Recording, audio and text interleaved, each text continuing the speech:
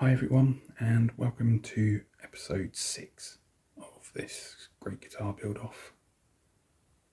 In this episode I want to take the opportunity to talk about the pickups and electronics in this guitar.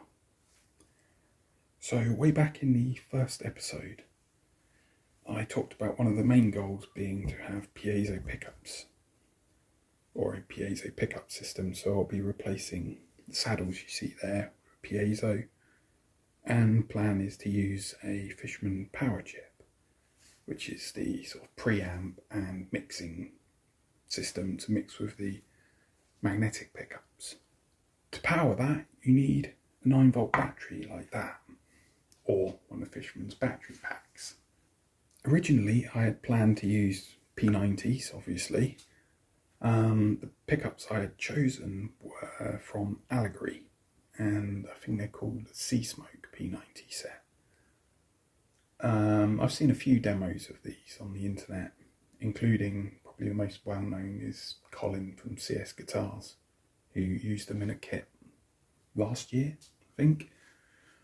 They sound great, but they are, inherently passive P90s and have the same flaws as any P90 pickup. And the mere fact that I've got the battery there made me think about the possibility of switching to active pickups. And in particular, I went down the route of looking at the Fishman Gristletone P90 set, the Greg Koch Signature Edition. And these would share the same battery, and you get loads of other benefits for doing it. The only negative I can really think of with this change is that they cost more. The Fishman pickups come with push-pull pots.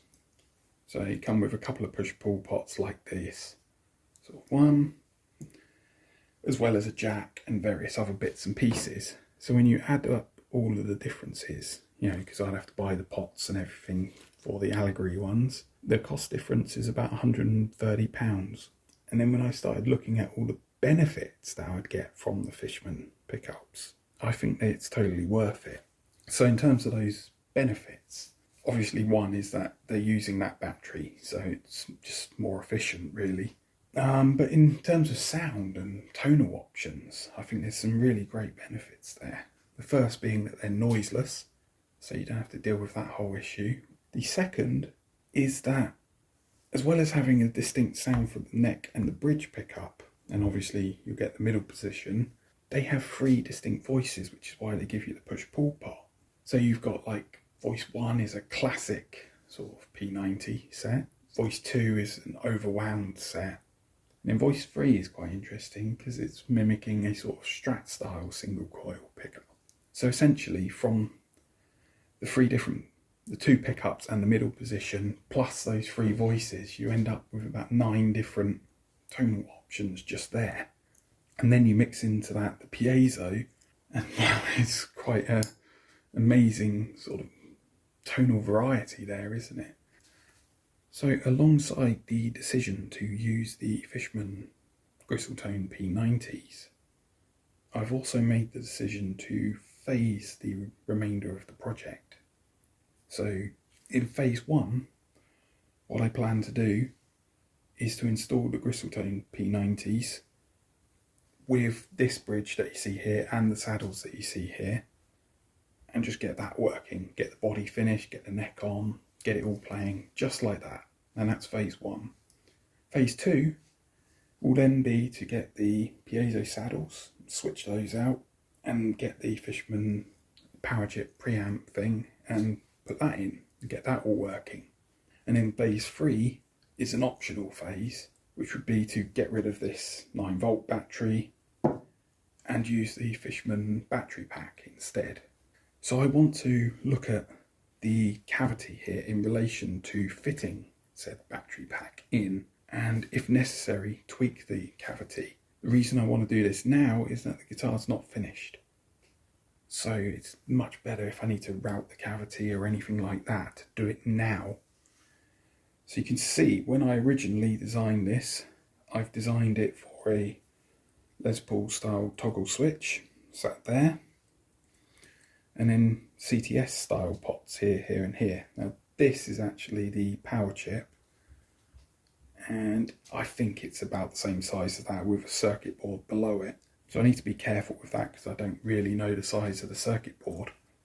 The actual thing is though, the Fishmans come with push-pull pots, as I said earlier, and they're these Bourne style push-pulls, which are significantly smaller than the CTS style pot that I've designed it for. So what I'm thinking is I can move at least these top two, I can move them nearer the edge of the cavity by quite a bit, gain a bit more room to make that battery pack fit, because as it is at the moment, it would be a very, very tight fit for that battery pack. The other thing I'm going to do with this is, as I mentioned previously, when I routed out the pickups here, or the pickup cavities, I messed up on the neck pickup here and ended up having to route it a bit further this way. What that means is the two pickguards that I'd previously made here are now useless because they don't have enough material in this area. Yeah, you'd have a hole here, basically, a big lump missing, which is going to look awful. But instead of trashing these pickguards, what I'm going to do is use them to test the layouts that I come up with and make sure I'm happy with how they fit. So I think the next step is to go over to the CAD, redesign that cavity layout, and then test it on one of these.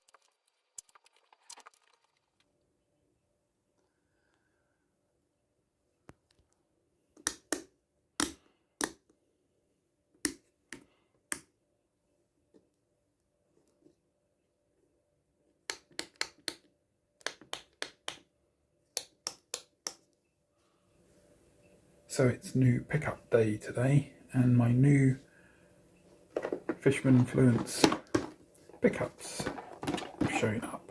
These are the Gristletone P90s, Greg Cox Signature Edition. So I figured I might just do a little unboxing video, because why not?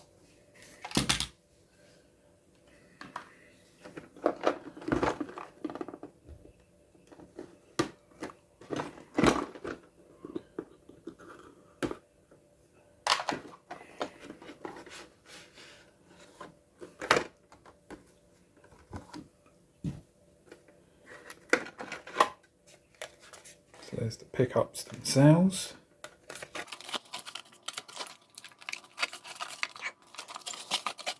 Oh, they're bolted.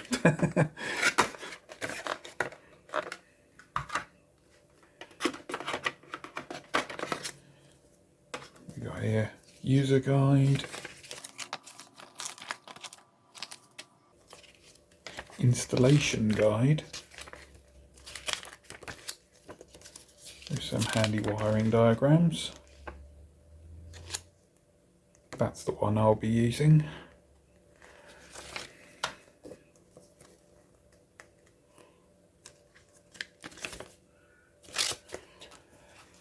Lovely.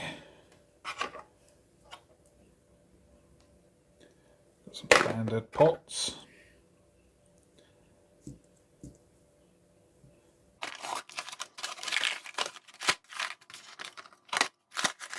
Lovely. Right. So we've got some push-pull pots. Lovely. And then here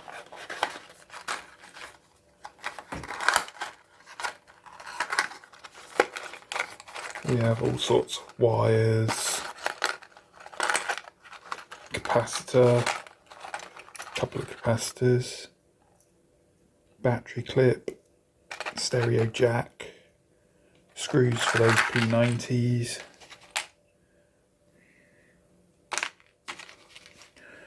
and even some heat shrink tubing.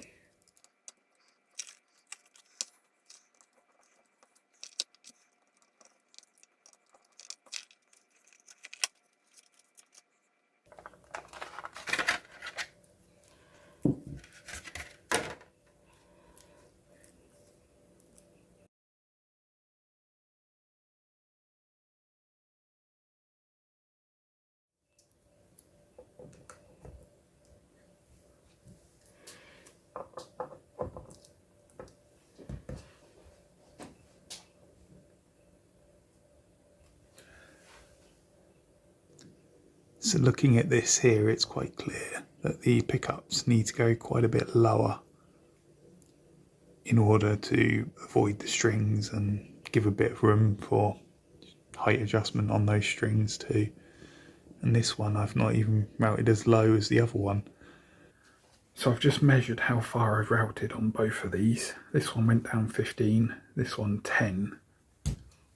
Now seeing the difference here from the side,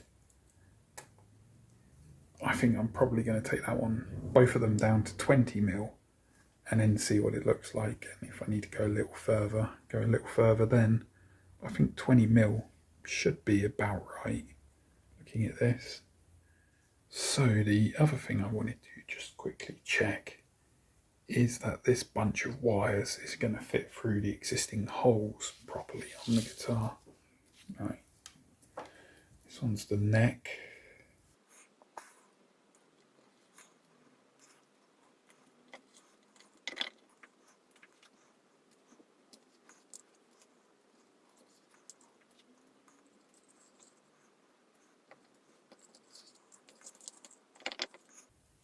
Okay, that's not too bad. It might be a bit tricky though if I've also got the wire from the piezo going through that hole. I think it's probably worthwhile, while I'm routing this, to take out a notch across there. Full depth of the pickup, cavity depth anyway. And I might also notch one down. Actually, I don't need to for that one. I'll leave that one with the hole, but I'll put a notch through there. I think it's going to make total sense. So what you're seeing here is me using my first P90 template to make a second one. The reason I wanted to do this is so that I can attach both to the guitar at the same time, and therefore not have to keep adjusting the router and, you know, I adjust it once, route both cavities, adjust it again, so on and so forth.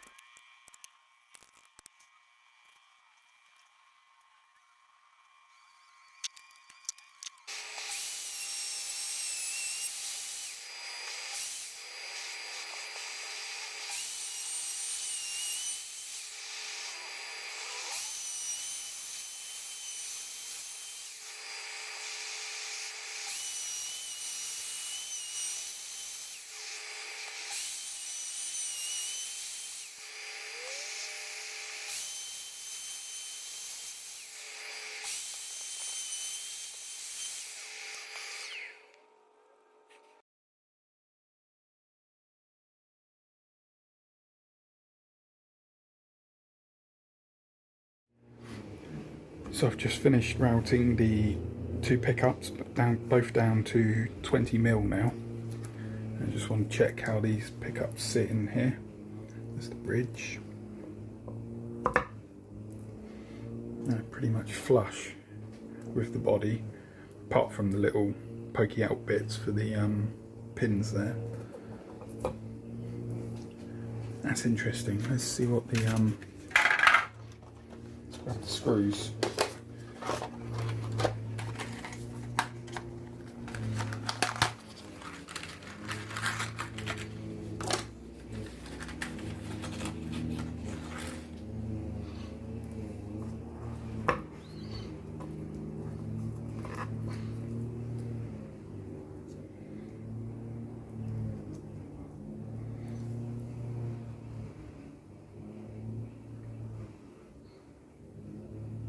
Yeah, that's going to give me loads of adjustment. That would be fine, I think, that depth.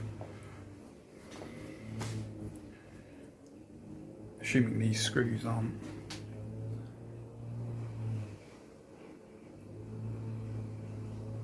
Yeah, the screws will go down to about the same depth as the cavity there.